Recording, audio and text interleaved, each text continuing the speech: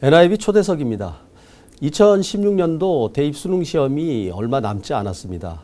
수험생들은 긴장된 마음으로 마지막까지 최선을 다하고 있는데요. 오늘은 수능 막바지 전략과 건강관리에 대해 이덕한 인천시교육청 대입 수능 담당 장학사와 함께 이야기를 나눠보겠습니다. 네, 이 선생님 안녕하세요. 예, 안녕하세요. 네, 요즘 학생들 지도하느라 굉장히 바쁘실 텐데 나와주셔서 감사합니다. 예. 네. 지금 학생들이 긴장되기도 하고 또 초조하기도 할 텐데 지금 대입 수능을 앞두고 있는 학생들 분위기는 어떻습니까? 예. 지금 이제 대입 전형이 이제 수시가 많이 확대되면서 학생들 거의 대부분이 또 수시에 응시를 하고 있습니다.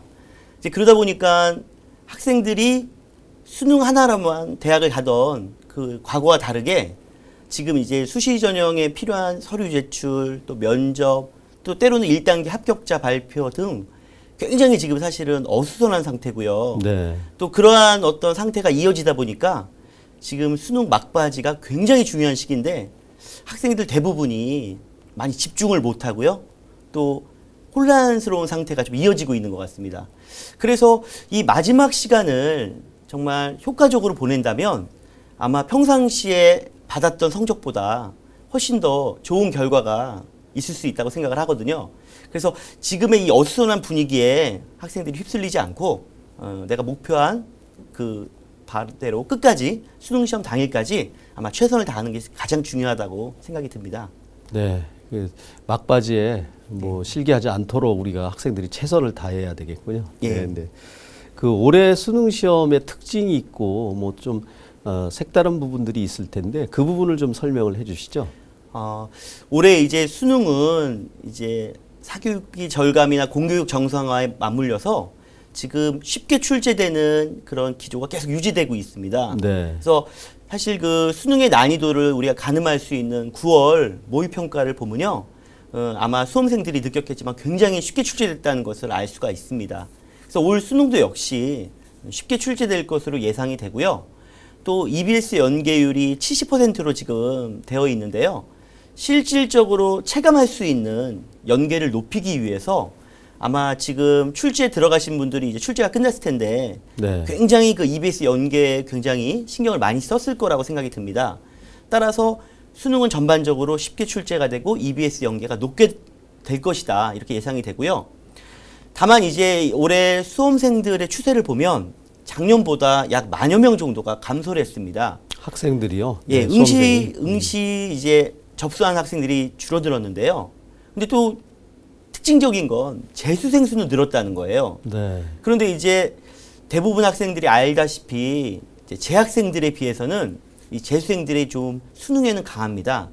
이 부분은 재수를 해서 강하다기보다는 대부분 그 상위권 대학에 진학했던 학생들이 수능이 쉽다 보니까 그 6개월 정도만 공부를 해도 충분히 수능을 볼 수 있다는 생각에 반수생들이 많이 증가하거든요. 네. 그러다 보니까 성적이 원래 좀 우수한 학생들이 마지막에 이렇게 합류하다 보니까 지금 수험생이 줄어들었다는 거, 재수생들이 증가했다는 것을 어느 정도 감안을 해서 특히 재학생들은 긴장을 늦추면 안 되고요. 그 국어, 영어, 수학이 쉽게 출제되다 보니까 반대로 쉽게 출제하는 데에서 좀 자유로운 탐구 과목은요. 오히려 출제할 때 학생을 변별해내기 위해서 또 약간 난이도 있는 문항들이 많이 출제되고 있습니다. 그 마지막 이 남은 이 시점에서는 국어, 영어, 수학이 중요하다고 해서 거기에 매달리기보다는 탐구 영역에서 보다 더 마지막 정리를 잘하는 것이 학생들에게 더 중요하고요. 특히 그 부분은 마지막 유의할 점이라고 생각이 듭니다. 네.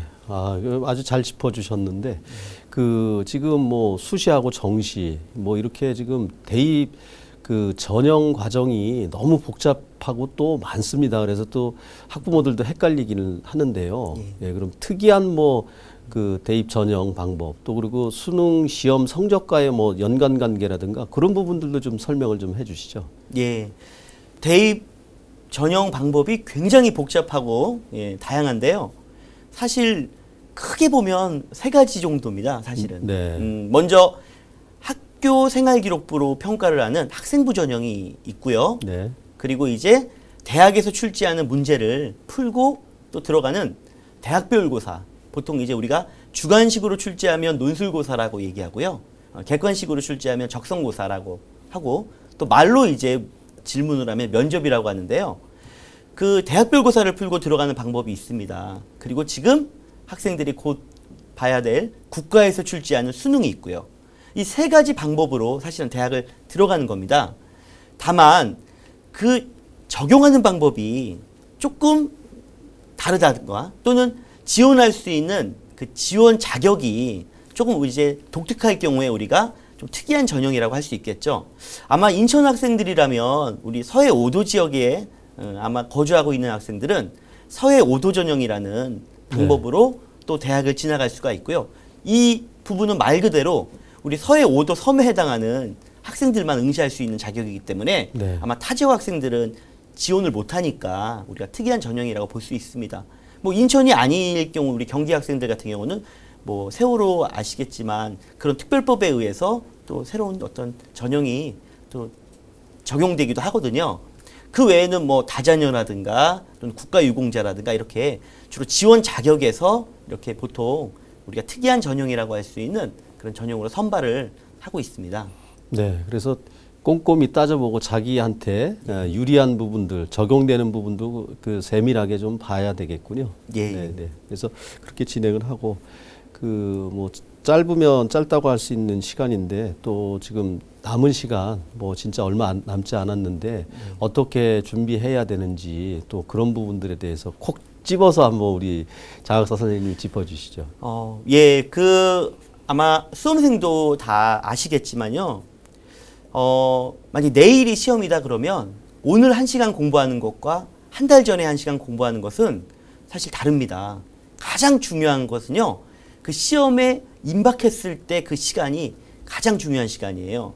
따라서 이 시간을 학생들이 최선을 다해서 일단 마지막까지 노력하는 것이 가장 중요하고요. 다만 이 마지막 정리를 할 때 어떻게 정리하느냐는 사실 약간 학생들마다 개인차는 있을 거라고 봅니다.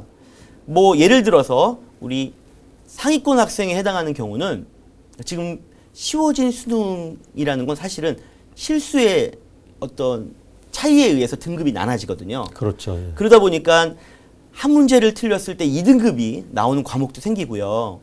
그렇기 때문에 마지막까지 실수를 안 하는 것이 가장 중요합니다. 그러면 실수를 줄이기 위해서는 평상시에 즉 내가 문항을 풀었을 때 혹시 실수한 문항이 아마 경험이 다 있을 거예요. 네. 그 부분에서 내가 어떠한 부분을 놓쳐서 실수했는지를 한번 좀 점검할 필요가 있습니다. 그래서 이런 경우에 실수를 많이 했다면 그런 부분을 유의해서 문제를 풀고요. 또 모의고사를 통해서 문제 푸는 그 과정을 계속해서 한번 좀 점검하고 실질적으로 연습하는 그런 것들이 필요하다고 생각이 듭니다. 네. 반면에 이제 1, 2등급 최상위 학생이 아니고 한 3, 4등급 정도에 해당하는 학생들은요. 이제 보통 그 개념이 정확하지가 않아서 보통 틀리는 경우가 있습니다.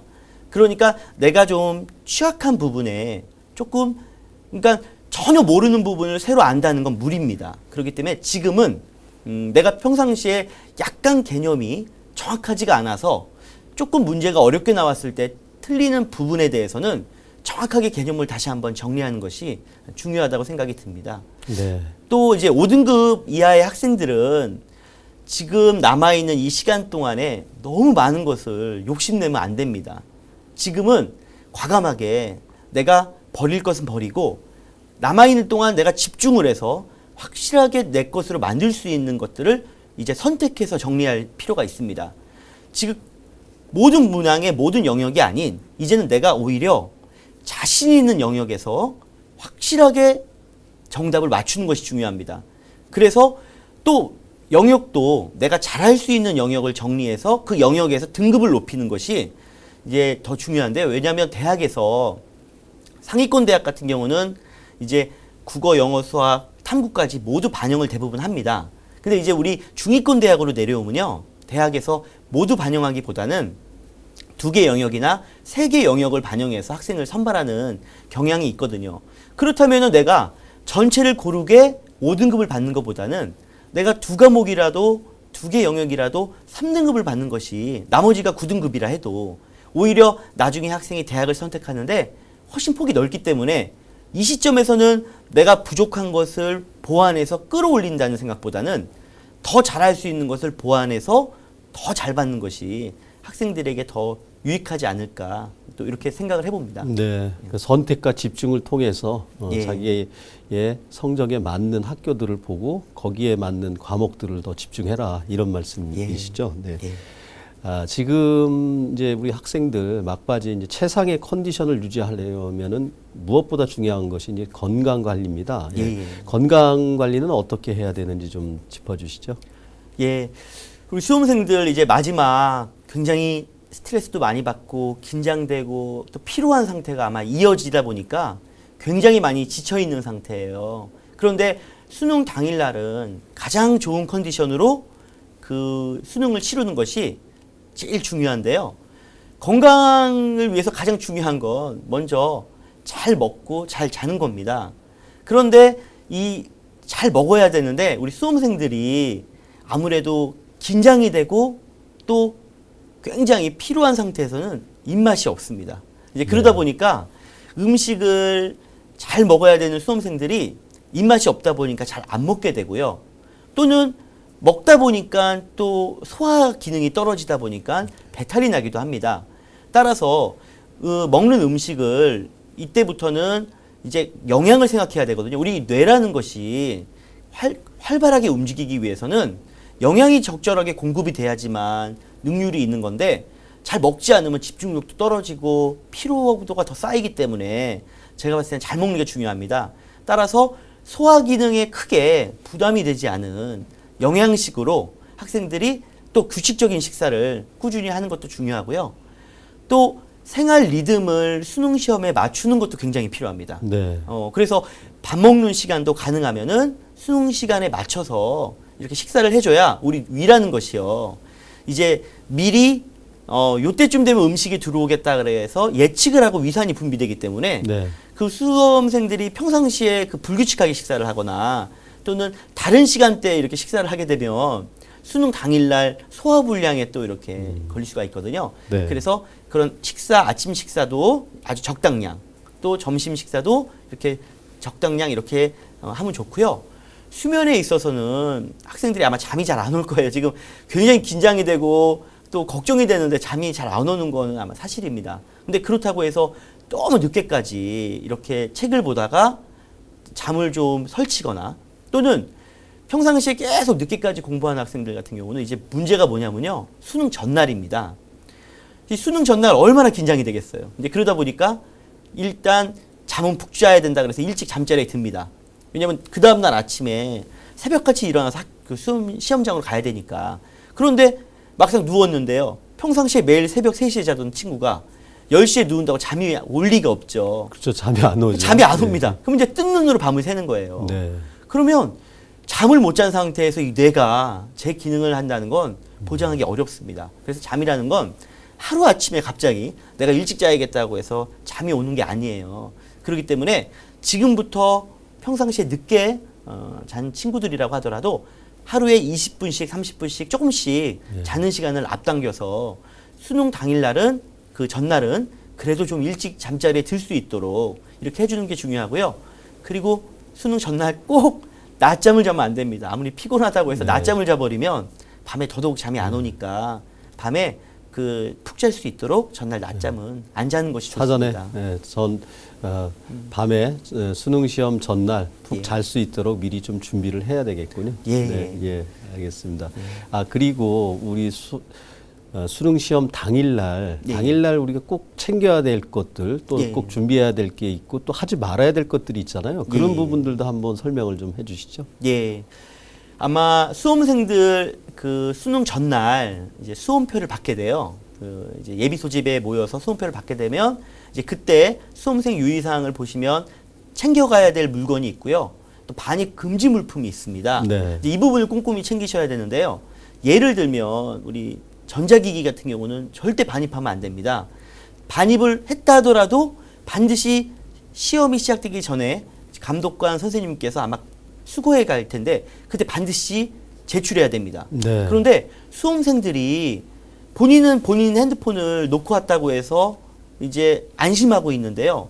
간혹 부정행위로 이제 적발되는 사례는 수험생은 전혀 인지하지 못하고 있는데 이제 수능 당일날 춥잖아요, 날씨가. 네. 그러다 보니까 이제 예를 들어서 따뜻한 또 동생이나 또 아버지 집 잠바를 이렇게 겉옷을 이렇게 입고서 오는 경우가 있어요. 근데 그러다 보니까 미처 본인이 점검하지 못했던 전자기기가 주머니에 있는 경우가 있습니다. 네. 그런데 이제 이 경우는 처음에 반입 금지 물품을 수거해 갔는데 제출을 못 하잖아요.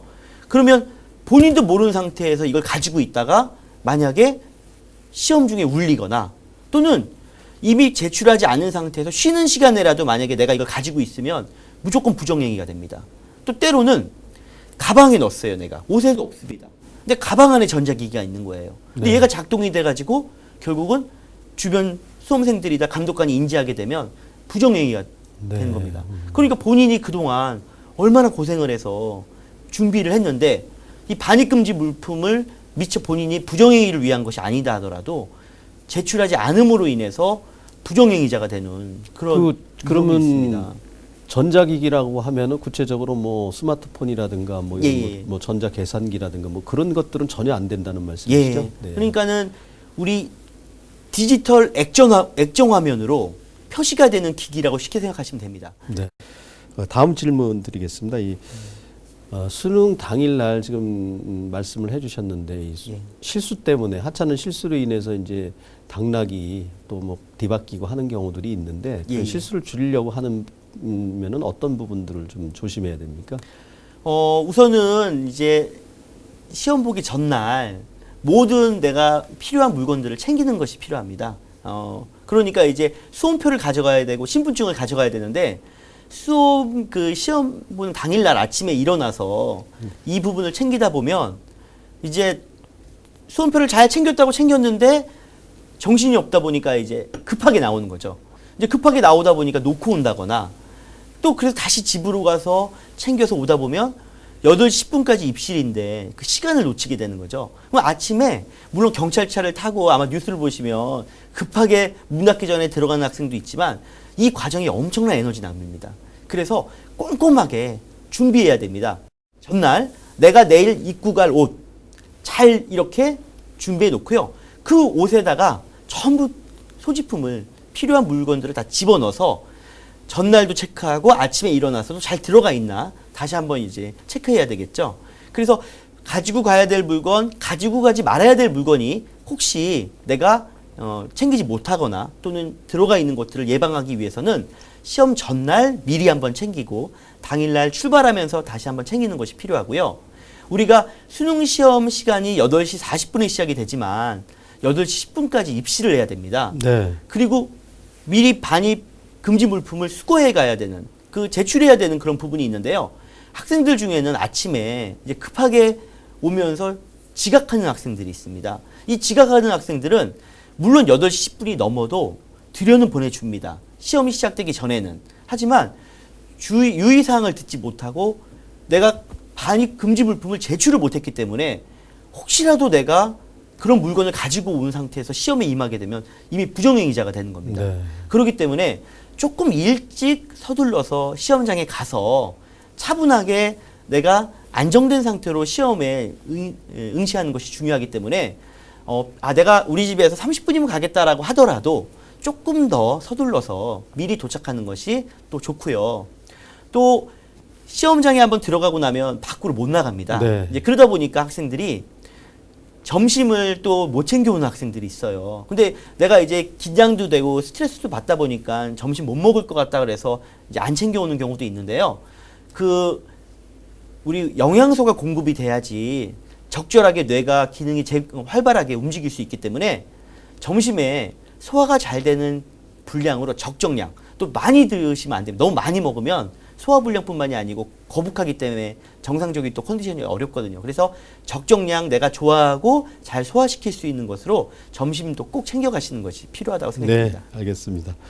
우리 수능 시험이 끝나면은 본격적인 또 입시 경쟁을 또 학생들이 치러야 되는데 예. 그러면은 우리 향후 논술이나 뭐 정시 이런 것들도 있고 수능 성적 발표는 언제쯤 됩니까? 그런 부분 좀 한번 설명을 해주시죠. 예.